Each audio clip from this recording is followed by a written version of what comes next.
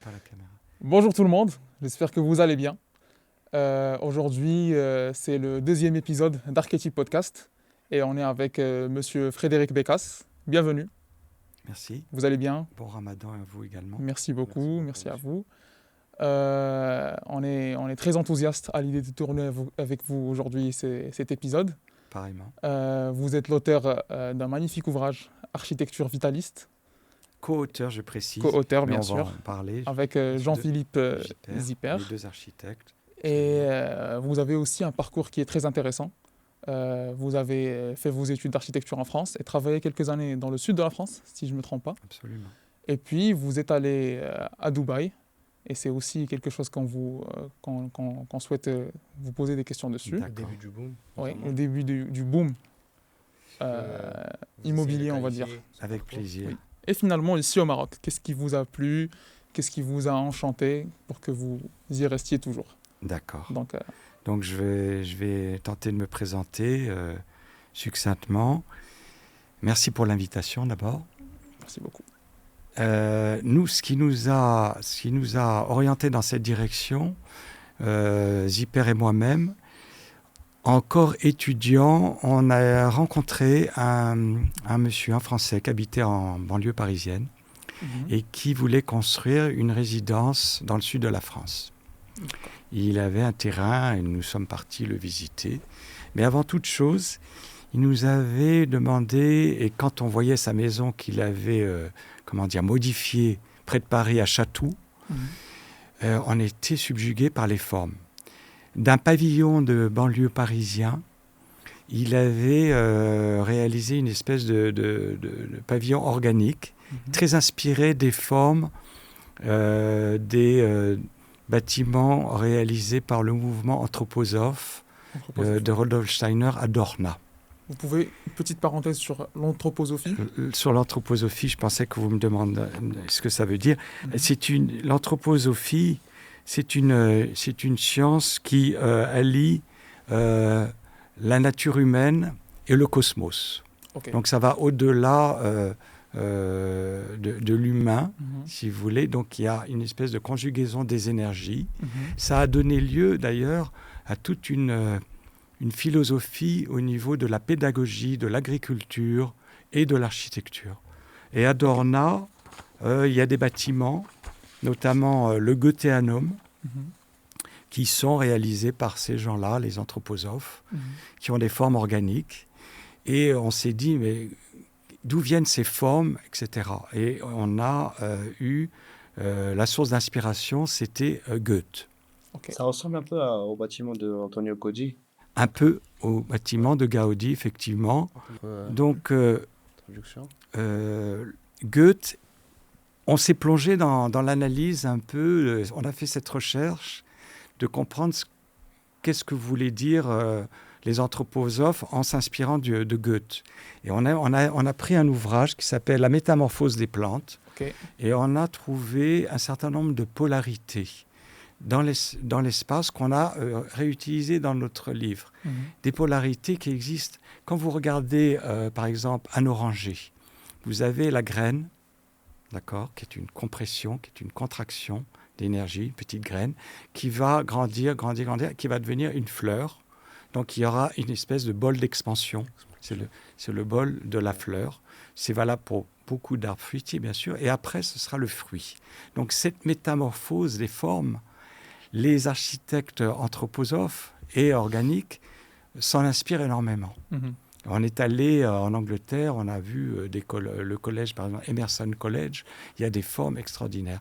Donc, les polarités dans l'espace qu'on traite dans le livre, contraction, expansion, concave, convexe, croissance en spirale, toutes ces polarités sont des sources d'inspiration pour les architectes vitalistes. D'accord, donc c'est s'inspirer des élans vitaux, de plusieurs... De l'énergie vitale, effectivement, qui existe dans la nature, pour l'exprimer dans le bâtiment, que ce soit dans le plan, que ce soit dans les façades. Il y a un architecte hongrois qui s'appelle Imre Makovecz, qui fait énormément dans cet esprit-là. Il a construit un certain nombre d'églises où ils allaient dans les forêts, parce qu'il y a beaucoup d'arbres. Ils allaient récupérer des arbres, ils les découpaient, ils les laissaient sécher et ils construisaient directement les bâtiments, les structures des bâtiments avec ces arbres. Du bois frais. Oui, absolument. Ça nous plonge donc dans le concept d'architecture vitaliste. Donc j'aimerais bien que vous nous faites un peu une image globale sur ce concept, sur cette architecture vitaliste et essayer d'un peu la définir pour nous et pour nos... D'accord, nos auditeurs. Voilà. Écoutez, dans l'architecture vitaliste, on essaye de dialoguer d'abord avec le paysage, donc en s'en inspirant, mais pas en étant, éteint. On essaye d'être vivant dans le sens où il y a un dialogue, il y a un développement, il y a une vibration. Okay. D'accord ? Donc c'est pour ça que dans le chapitre, on résume un peu les trois volets du vitalisme. Le côté structurel, où dans les structures, on va s'inspirer des formes organiques comme la coque, comme les branchements dans les arbres, les croissances en spirale, on en a parlé, ou le méandre des veines, mais des rivières, etc. Donc ça, c'est pour la partie structurelle. Ensuite, pour la partie rythme, j'ai parlé des polarités dans l'espace. Donc, on a cette espèce de polarité d'opposition et de dialogue entre contraction-expansion, concave-convexe. Donc ça, ce serait un peu le regard du danseur. C'est pour ça qu'on avait illustré ce chapitre avec le mouvement d'un danseur qui s'exprime dans l'espace. Ça donne une bonne image de ce que peut-être cet aspect-là de l'architecture vitaliste. Et le troisième volet, c'est le côté figuratif. Comme je parlais tout à l'heure des voiles de bateau à Dubaï, ils adorent s'en inspirer, les images, mais pas simplement une image plate, mais une image qui vibre et qui dialogue avec le paysage, une colline, des vagues, etc. Alors l'imitation littérale, donc, notamment figurative, de la nature, est-ce que vous pensez que ça nourrit donc l'essence de cette architecture vitaliste, le fait d'imiter littéralement donc la nature? Est-ce que ça c'est un point positif et ça renforce l'architecture vitaliste, ou au contraire ça tue son esprit? Voilà. Alors je préfère le terme dialoguer plutôt qu'imiter. Okay. Vous voyez ce que je veux dire? Donc dialoguer avec l'environnement pour avoir un échange. Alors on ne va pas faire une photo un peu éteinte d'une image de la nature et la reproduire. Je ne pense pas que ce serait du vitalisme. Ce serait, voilà. Alors que le vitalisme, c'est plus un dialogue, une ondulation, un mouvement qui va faire que l'habitant, l'utilisateur du bâtiment, lui-même sera enchanté et concerné par cette respiration, par cette vitalité. Justement, dans le champ lexical que vous employez, il y a le terme mouvement, le terme onde, le terme quelque chose de la vibration. Oui. Comment l'architecture, qui est quelque chose de statique, c'est-à-dire quelque chose qui est figé dans un temps T1, comment elle peut représenter du mouvement?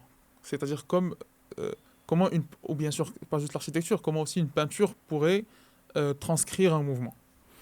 Déjà, si vous prenez les éléments qui nous environnent, le vent, la pluie, l'ensoleillement, déjà tout ça, ça bouge sans arrêt. Donc l'ensoleillement, par exemple, pour nous architectes, c'est essentiel de jouer avec l'ombre et la lumière. D'accord ? Donc quand on va prendre en considération le mouvement de la lumière sur le bâtiment, on va créer des ondes, on va créer une dynamique, une cinétique presque, et le bâtiment. Ensuite, est-ce qu'il y aura des courbes de niveau, est-ce qu'il y aura un relief sur ce terrain pour que le mouvement de l'individu qui parcourt le bâtiment va circuler et le bâtiment va dialoguer. On parlait tout à l'heure de l'ingénieur Nervi, qui a créé ces énormes structures d'ingénierie en Italie dans les années 60. Il s'inspire des plissages de feuillage pour donner des rigidités. Il y a quand même un mouvement dans ces structures, même si elles sont rigides, je veux dire par rapport à la lumière, mais par rapport, même quand on circule à l'intérieur, on a un point de vue différent c'est pas rigide. Oui, je me rappelle, il y avait un bâtiment de Luigi Nervi avec les poteaux qui se embranchaient Oui. en, je sais pas, une douzaine de petites formes. Je sais pas si c'était un centre de sport Qui deviennent qui branchements, qui devient un supportent embranchement, une qui structure, supporte une effectivement. grande structure. Oui. Donc ça, potentiellement, ça peut être un exemple de mouvement, mais qui est cristallisé en un seul objet. Absolument. Mhm.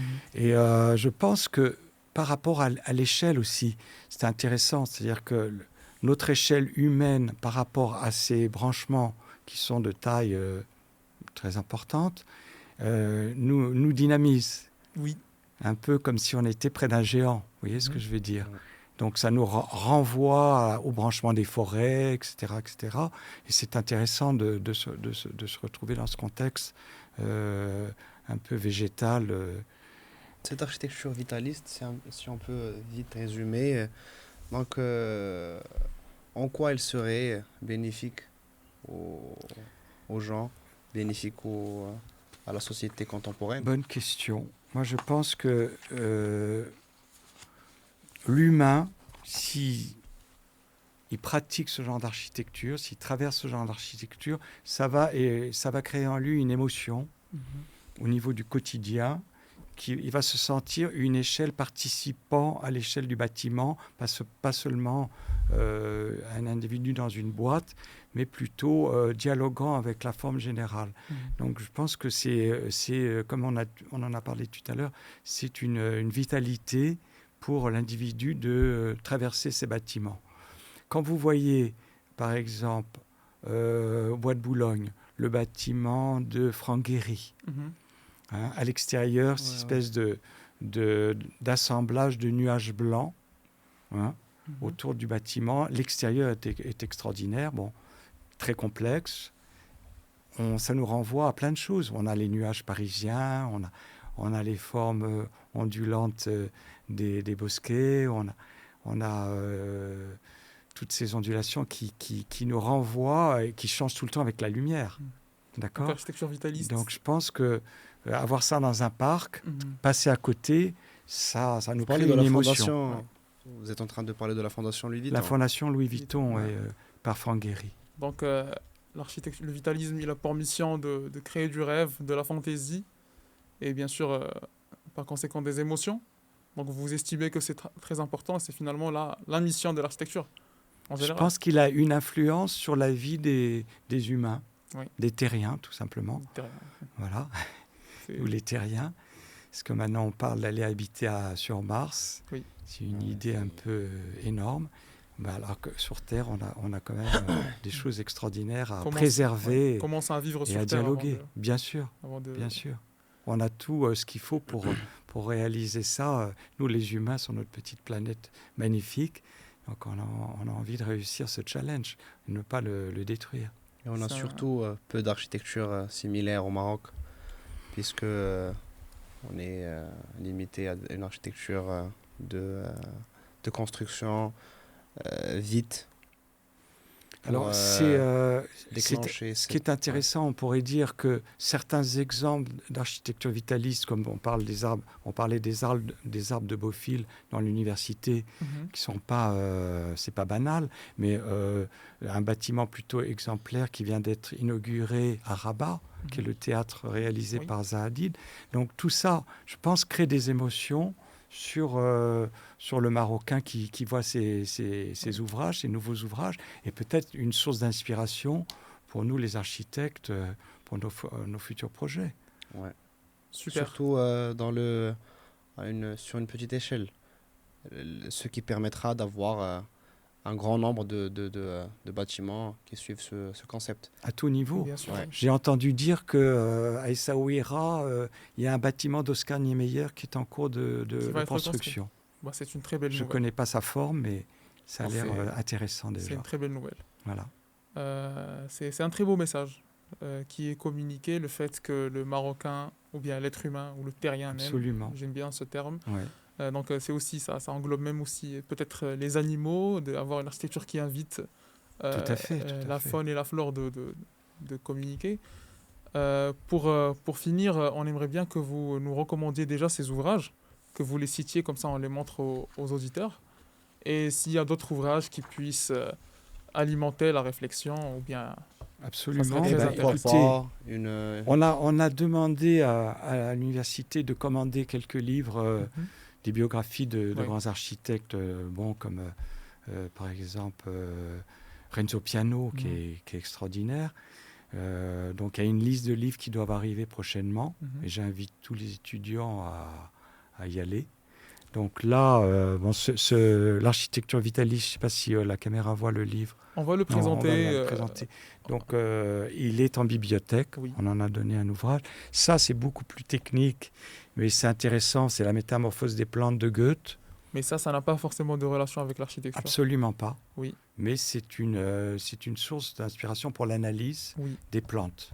Donc là, il y a 2 ouvrages où Frank Lloyd Wright s'exprime sur l'architecture moderne et il explique quelle est sa vision de l'architecture organique, justement. Voilà pour le...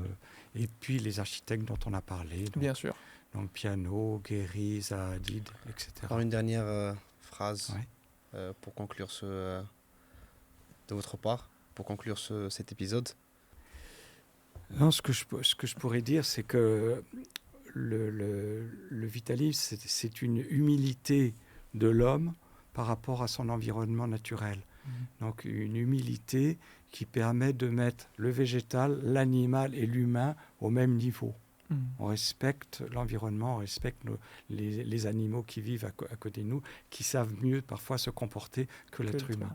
Voilà ce que je pourrais dire comme conclusion. C'est très sage. C'était... On avait l'honneur de vous avoir aujourd'hui avec nous, Monsieur Frédéric. Et merci pour votre temps. Merci à notre auditeur d'avoir été parmi nous aujourd'hui.